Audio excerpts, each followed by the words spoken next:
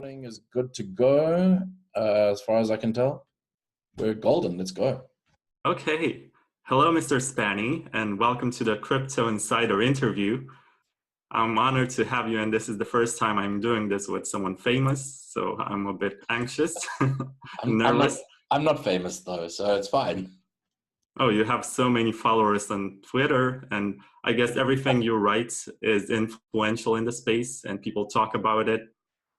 So that kind of power should come with a lot of responsibility, according to the Spider-Man principle. Well, look, Twitter followers are a vanity metric, so there's that. Oh, so you agree with Kanye West when he said that you should enjoy social media without all the benefits of having many followers? Yes, I'm hoping after this interview that I lose all my followers and then I can go back to saying whatever I want without taking flack. Wait, so you're not already saying what you want? No, I am, but sometimes I have to think carefully about what I say, occasionally. Oh, so there comes the responsibility part. Right? I'm like the Spider-Man of Twitter. Do you think you're Spider-Man? In terms of responsibility, yes. In terms of having superpowers, no. But I guess that, you are just a regular young person, and one day you are bit by a spider named Bitcoin, and ever since you've become very powerful. I guess your life has changed. That's one way of looking at it. It's a nice take on it. And you have to watch out for all the villains. Some of them used to be your best friends, like Harry. I have no idea who Harry is, but you have to fight against him and his evil father who became the gremlin. That's a nice parallel, like an analogy. Yeah, I like it. Let's use that. So you're like the Spider-Man. But I started this interview thinking that people who develop crypto projects and cypherpunks, and I guess you can consider yourself one, are like the rock stars of crypto and this blockchain industry. And when I think of Monero, it's like the Rolling Stones to me. They're like the badass people who just do whatever they want. And you came after the Beatles, which obviously is Bitcoin. And you're not actually following rules, but at the same time, you also ditched your founder. And you've actually grown after you ditched him because he was in a way holding you back, which is also applicable to the Rolling Stones. Brian Jones was just a blues man who was playing cover songs, and then Mick Jagger and Keith Richards came along and said, we want to write something original. And the best works came from the times when Brian was gone, which is also true for Monero. Yeah. So, I think there's a lot of analogies that work between various industries and crypto. Although the cryptocurrency space has got an interesting collection of people from weird and wonderful backgrounds. Yeah, I agree. If you told me like 2 years ago that I would end up doing this, I would say, no, I'm going to maybe work for the government or something because I have a degree in political science, and that was what was expected of me. But at the same time, I guess this field gives you the kind of freedom which you don't have anywhere else.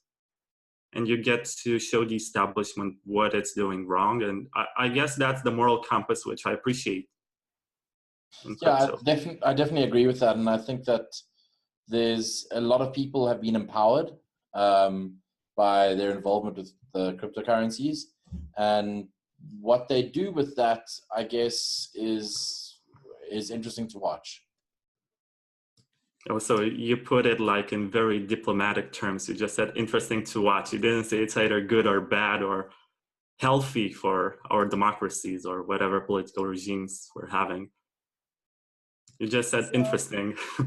Yeah, well, I mean, it's some people will use their newfound freedom for good, and some people will use it for selfish reasons. Some people will use it for building stuff, and some people will use it for all three. And it's not really a judgment call. It's just interesting. I know that you lost your coins in a boating accident, and that's like a very famous story on social media. But I guess as far as I can see, you're doing pretty well financially. And I saw that Steemit post in which you showed your house and your dogs and all that good stuff that you have. And sometimes I wonder, you're having this wonderful life, you have a beautiful wife, and you have the perfect life, basically.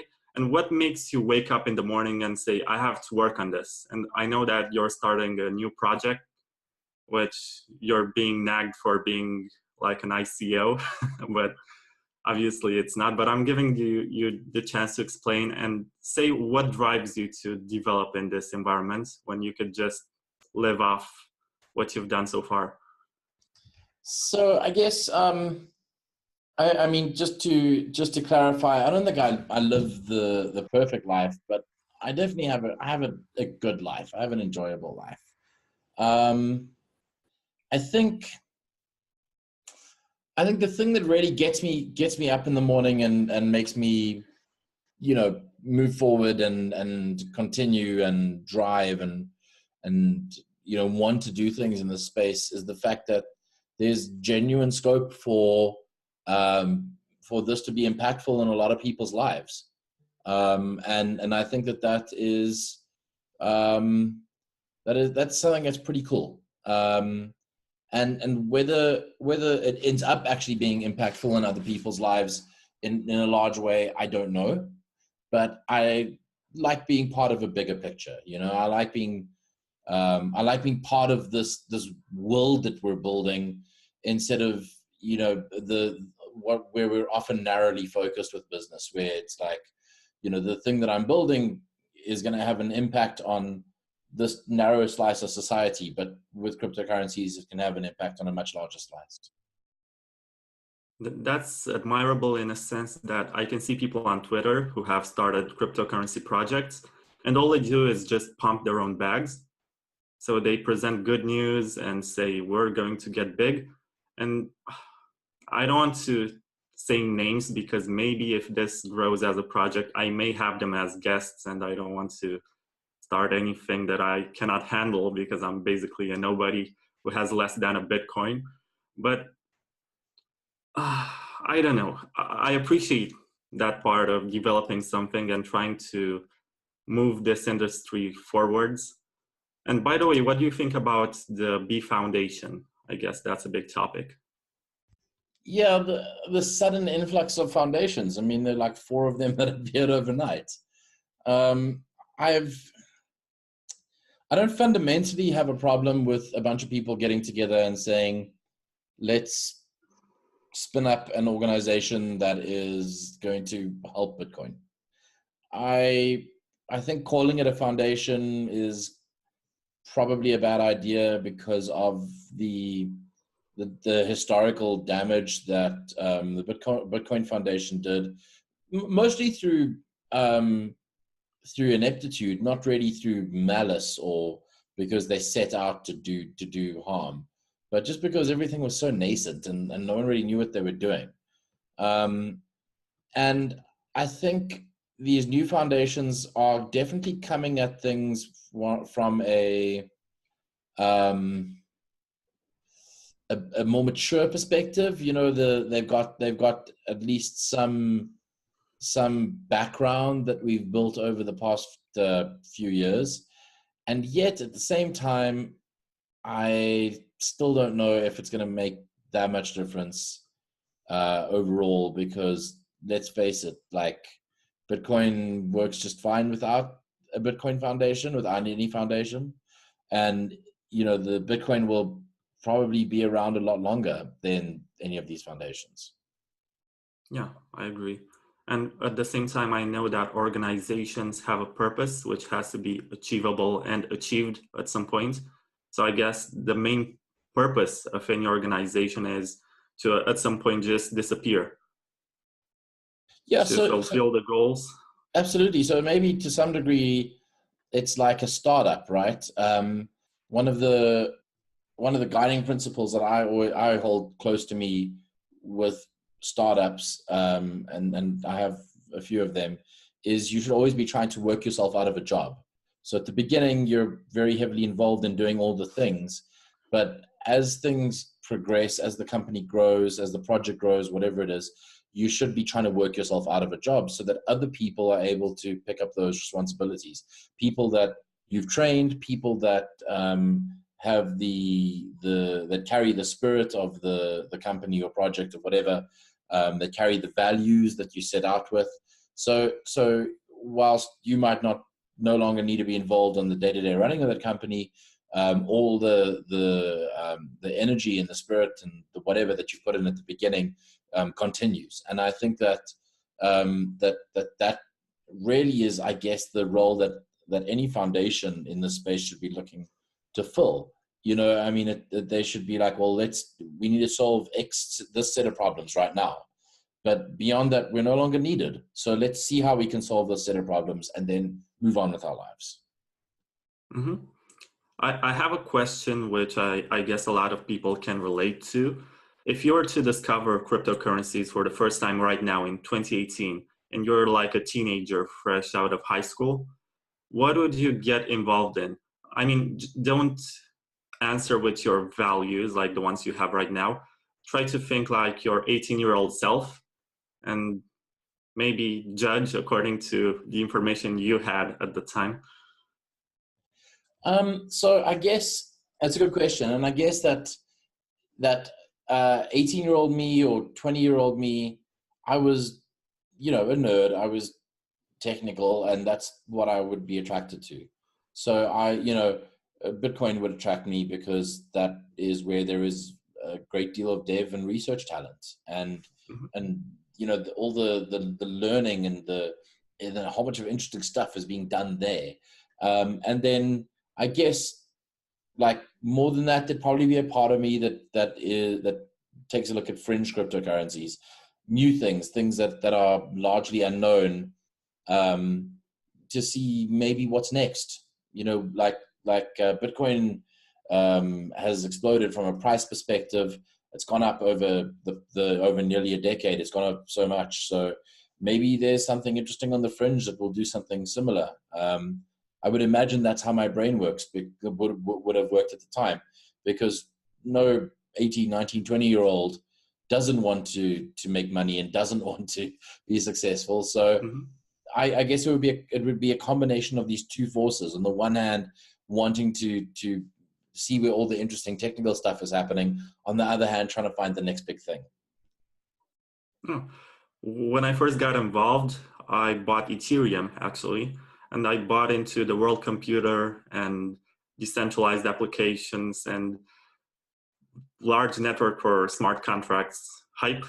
And it seemed just so good and so promising. And I said to myself, this is the future. But as time went by, I just started to become more disillusioned with their governance and the way they handled the network.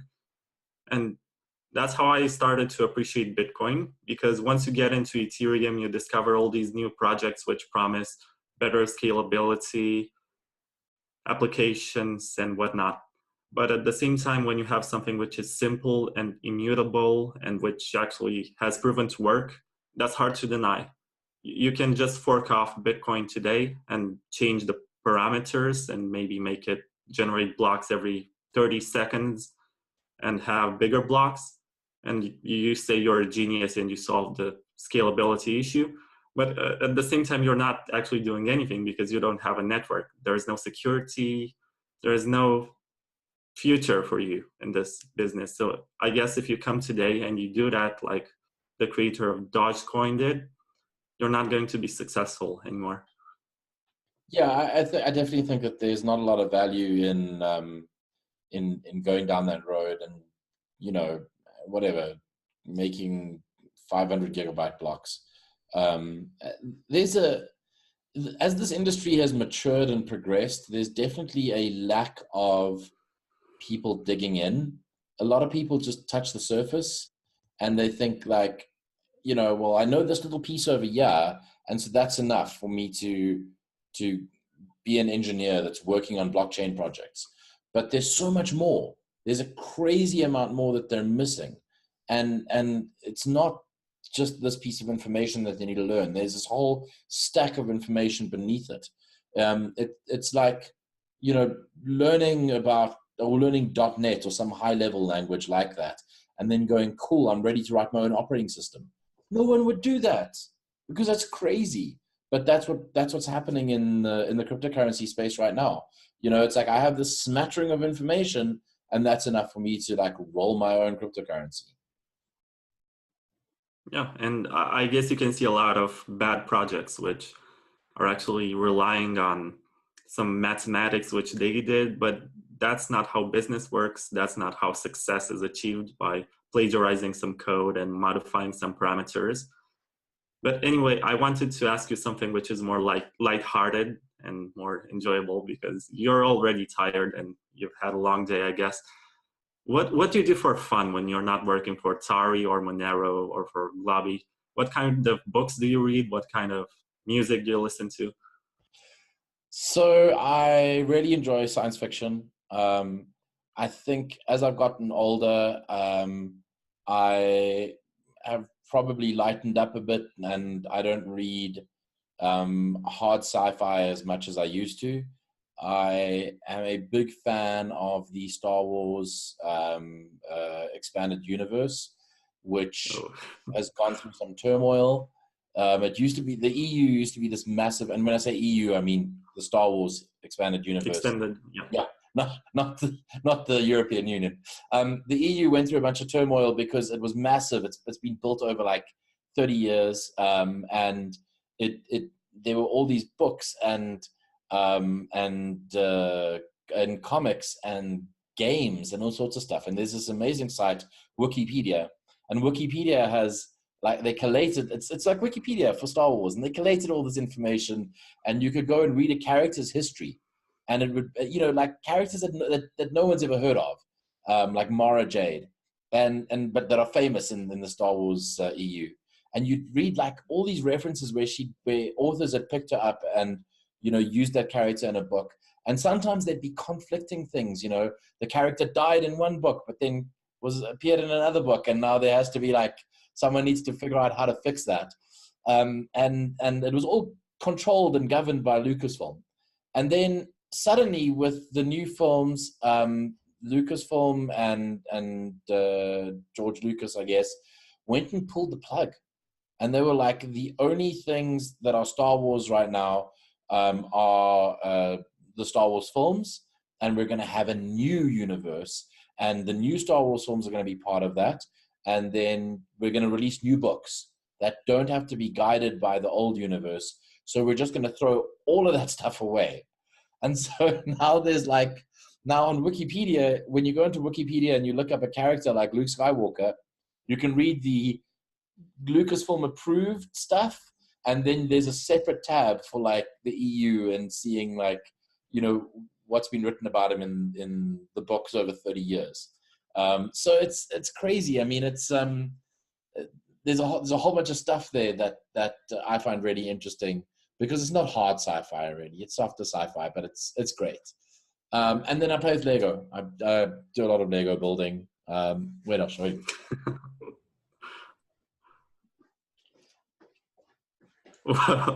So no, is that a Lambo or a Ferrari? It's a Ferrari Testarossa.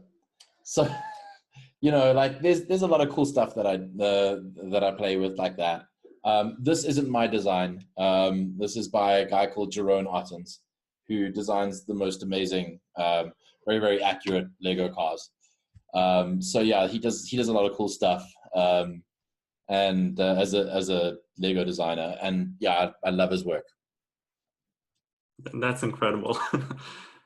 I was just thinking, when you're telling the story of the expanded universe, is there any way you think you can have that sort of situation on the blockchain, and maybe have a game like CryptoKitties with Star Wars characters and expand upon that and have stories and evolve like an MMO?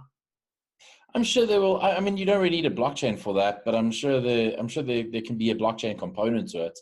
I'm very interested in natively digital assets, so sure, you know, you can have characters and they can acquire things over time, and those assets can be issued using a blockchain-like structure or something like that, and they can trade freely on an open market. There's lots of interesting things that I think game designers can do in future to take advantage of things like provenance and bearer assets and unregulated game item markets and that sort of thing.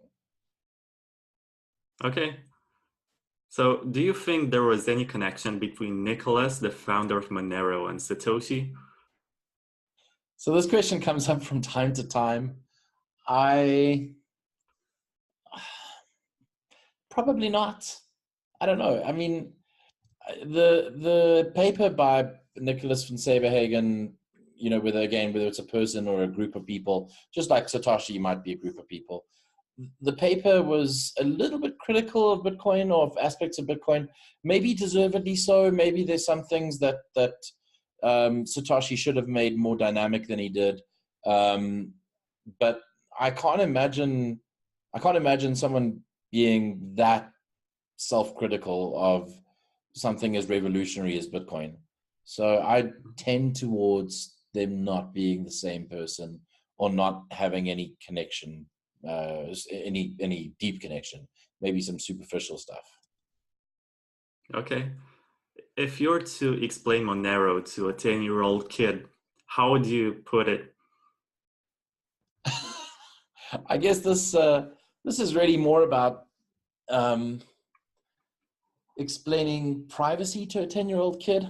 And I think maybe at 10 we might be innocent with respect to the world and around us, and we might generally think that most people are good and whatever. But no, I didn't. I used to get bullied in kindergarten, so no, they would steal my chocolate bars. Okay, I was but this thin kid who was unnaturally tall for his age. So they would pick on me all the time. Oh man, yeah, kids are a nightmare like that. I had my fair share of bullying in school. I didn't have the easiest name, it sort of lent itself towards things like spaghetti instead of Spagni as my surname. Kids will be kids. Okay. To get back I to, don't see the connection, but anyway. Okay. To get back to the spaghetti. Oh. To get back to the story, I mean, like, what would I tell, or how would I explain it to a 10-year-old kid? And I think that the way I would explain it is, something along the lines of, imagine people who want to steal your pocket money. And the best way to make sure that they won't steal your pocket money is for them not to know how much pocket money you have, or if you even have pocket money at all. If you go to school and you're going to go and like buy a chocolate bar, then you're going to take money to go buy that chocolate bar. But what if no one knows that you have that money, and then there's no risk of someone stealing it from you, and because they just don't know, and sort of leverage that to try and get the kid to understand the need for private money.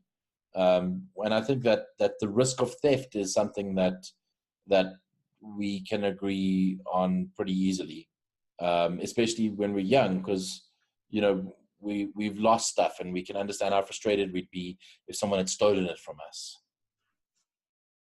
Okay, that's a good explanation, actually. I would actually make a parallel with chocolates and say, don't think about cryptocurrencies. This is your chocolate, and you want to enjoy it, and you want to have a big chunk of it for most of the time. And sometimes you want to eat it, which is like spending it. Sometimes you just want to keep it in the fridge, but you don't want other kids to know that it's in a common fridge because they would be tempted to eat. But anyway, that's a good way to explain it. I like that. I don't think kids understand money, but they have something which is valuable to them, something which they cherish, like toys and sweets. That's true. And okay, I should get to more serious questions, and I should wrap it up at some point. So when you go to conferences, which is, I guess, a big part of your life, and you're having this rock star lifestyle, going on tour with your projects, and was there any moment at any point in your experience when you just saw something and you said to yourself, no, wait, this is not happening, I don't believe it? Like, you saw something amazing or just plain stupid. Um, well, I mean, when I go to conferences, I'm not sure if there's much rock star happening. You know, I think there's a general respect amongst people that have been in the space for a while.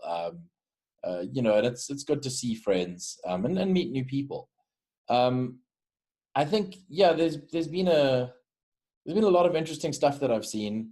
I think probably the one thing that still sticks with me as being um, as being uh, really crazy is just the number of bizarre decisions that people have taken for the sake of marketing. I think back to like when was it, man? It must have been like 2016 or 2015, one of the two. The North American Bitcoin conference in Miami, and Dash had a booth there, and they had this booth babe, and she was dressed like, I mean, she was almost wearing nothing, and the organizers had to go and ask her to put a something on because she was dressed so skimpily, and it's like, you know, like what does that have to, I mean, booth babes in general are kind of ick, but you know, in that instance in particular, what does it have to do with your cryptocurrency? And you know, does she have any information that she can share, or is she just there because you think that the virtually gratuitous sex will somehow sell your product? Your product should sell on its merits, not because you have a booth babe.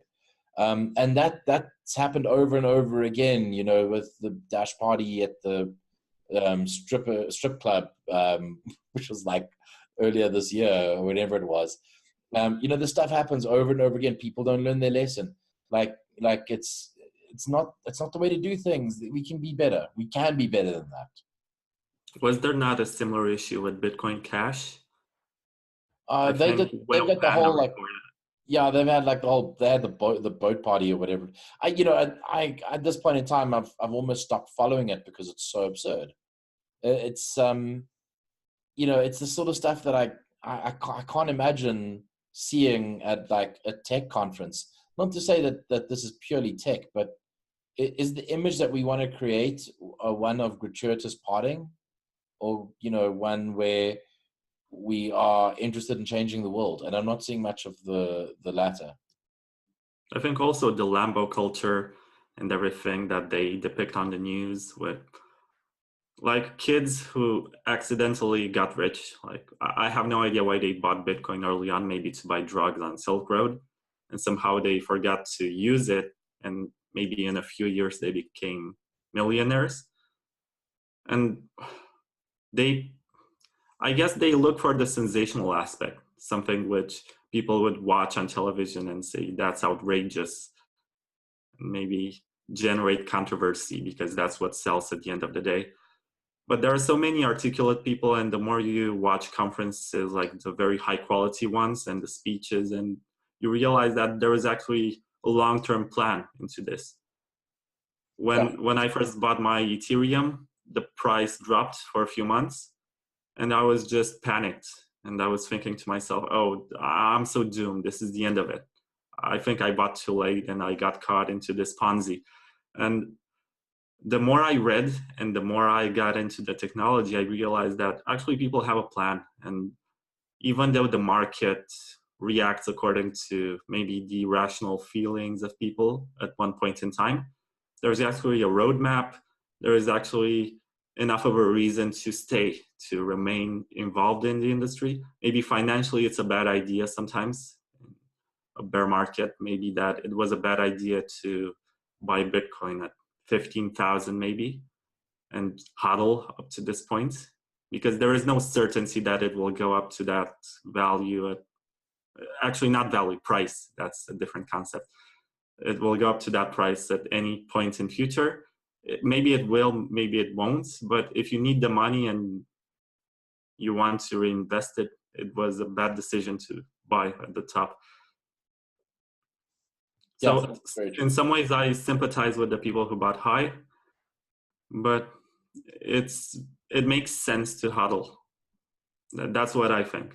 I'm not sure if you agree with me. Yeah, I think So one thing there's one thing I've noticed, which is kind of, I guess, a little bit disturbing, and that is, um, people have this is not obviously not across the board, but there are definitely a group of people who have gone and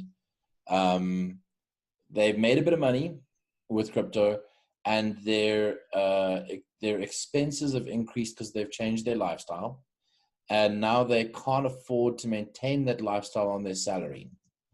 And that's deeply problematic because, I feel like sort of slapping them and being like, what were you thinking? But that to me speaks volumes for maybe not hodl culture as the only way of doing things, but just generally being like, save your money, like maybe don't spend it all at once, and definitely don't spend it so quickly that you stretch beyond your means. Do you have any political opinions in regards to how much liberty you should have and to which extent the state should get involved? My only real political leaning is that I think that mankind is particularly bad at governing itself. We've demonstrated that over a very, very long time, and over centuries. And I don't think any of the existing forms of government are perfect. And I think we just continue to prove that we're bad at governing ourselves. And I'm not even talking about governing ourselves like on a governmental level. We're bad at governing ourselves on a much smaller level. It's like you get a Like bunch of our own lives. yeah, my favorite thing is like you get a bunch of volunteers together, and living in South Africa, I work with a lot of volunteer organizations and groups of volunteers, and you have 20 people that are volunteering, and they're whatever, they're volunteering to do neighborhood watch, they're volunteering for anti-rhino poaching, whatever it is. They have a common goal in mind. They love rhinos, they hate rhino poachers, they're volunteering with anti-rhino poaching guys. Everything's cool until someone gets put in charge. Then everything falls apart. But it's not sustainable to not have someone that's kind of in charge. And so then it's like, well, but we don't like the one person that's in charge. Okay, cool. So let's have a committee.